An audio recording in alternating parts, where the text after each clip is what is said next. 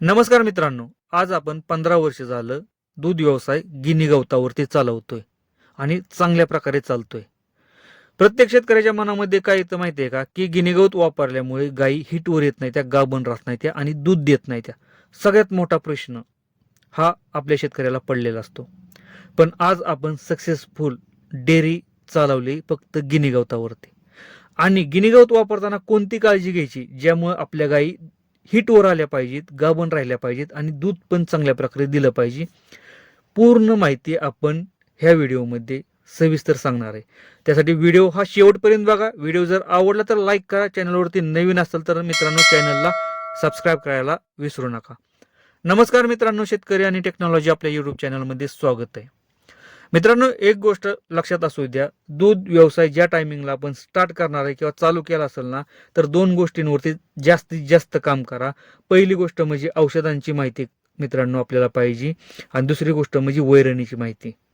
म्हणजे वैरण कोणती वापरायची किंवा खुराक कशा प्रकारे. वैरणीमध्येच मी मित्रांनो खुराकाचा सुद्धा उल्लेख करणार आहे, की खुराक आणि वैरण हे जर दोन्ही वेगवेगळे पार्ट असतील मित्रांनो तरी आपण हे एकामध्येच समाविष्ट करणार आहे. कारण मित्रांनो, आपल्याला जर औषधांची माहिती, आजारांची माहिती जर असेल तर तिथं आपला खर्च वाचतो, गायी रिकव्हरी लवकर होतात आणि गायी दुधाला कमी येत नाहीत. यावरती आपण बरेचसे व्हिडिओ बनवलेले आहेत. औषध किती महत्वाची आहेत दूध व्यवसायात आणि मेडिसिन शिवाय, औषधांच्या माहितीशिवाय दूध व्यवसाय आज सक्सेसफुल होऊ शकत नाही. आता विषय आपला आहे की गिनी गवताचा महत्वाचा विषय. गिनी गवत वापरून दूध व्यवसाय करता येतो का? हो मित्रांनो, गिनी गवत वापरून चांगल्या प्रकारे आपल्याला दूध व्यवसाय करता येतो. फक्त गिनी गवत वापरताना काय काळजी घ्यायची मित्रांनो?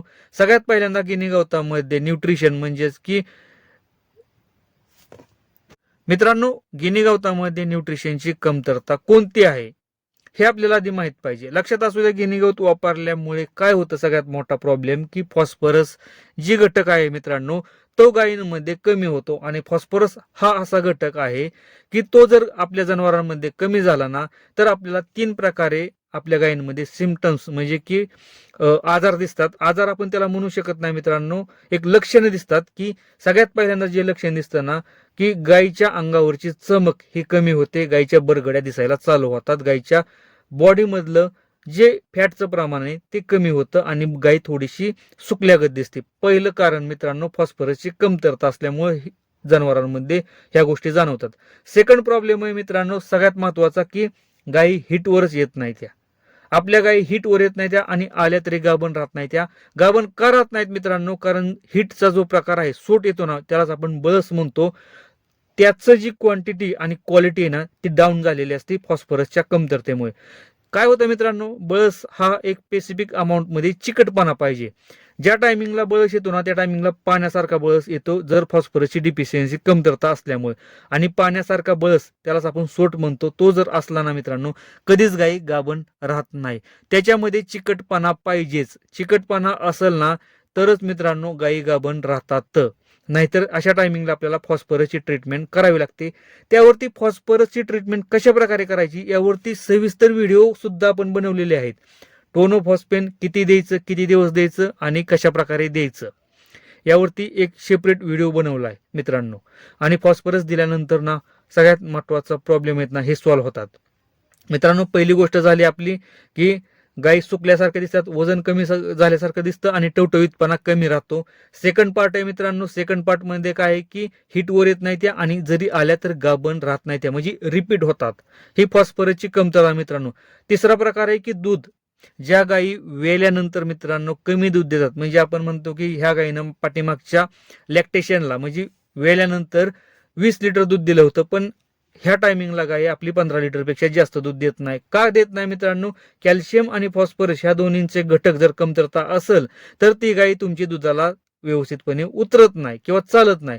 कारण फॉस्फरस सुद्धा तेवढंच महत्वाचं आहे मित्रांनो कॅल्शियम सारखं दुधासाठी मित्रांनो.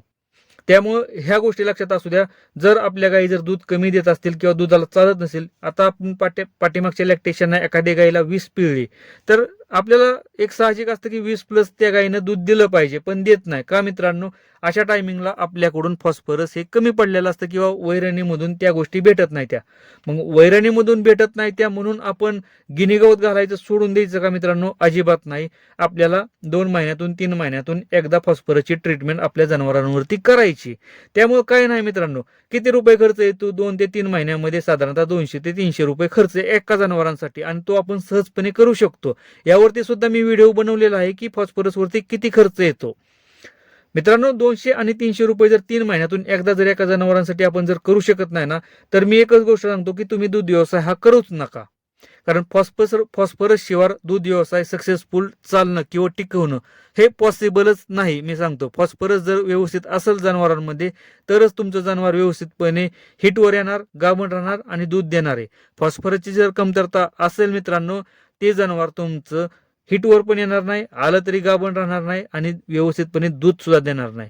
त्यासाठी मित्रांनो, गिनी गवत तुम्ही वैरण व्यवस्थितपणे वापरू शकता, काहीच प्रॉब्लेम नाही. फक्त गिनी गवत वापरताना फक्त गिनी गवत वापरायचं नाही, त्याबरोबर आपल्याला सुका चारा म्हणून, तुमचं कडवळ असू द्या, मकवाना असू द्या, ह्याचा सुका चारा म्हणून मिक्स रेशिओ करा आणि तो व्यवस्थितपणे वापरा. काही प्रॉब्लेम येत नाही आणि फॉस्फरस ट्रीटमेंट आपल्याला करावीच लागणार आहे. मिनरल मिक्सचर पावडर वापरावीच लागणार आहे दूध व्यवसायामध्ये. मित्रांनो, व्हिडिओ जर आवडला असेल तर लाईक करा, चॅनलवरती नवीन असेल तर चॅनलला सबस्क्राईब करायला विसरू नका. धन्यवाद.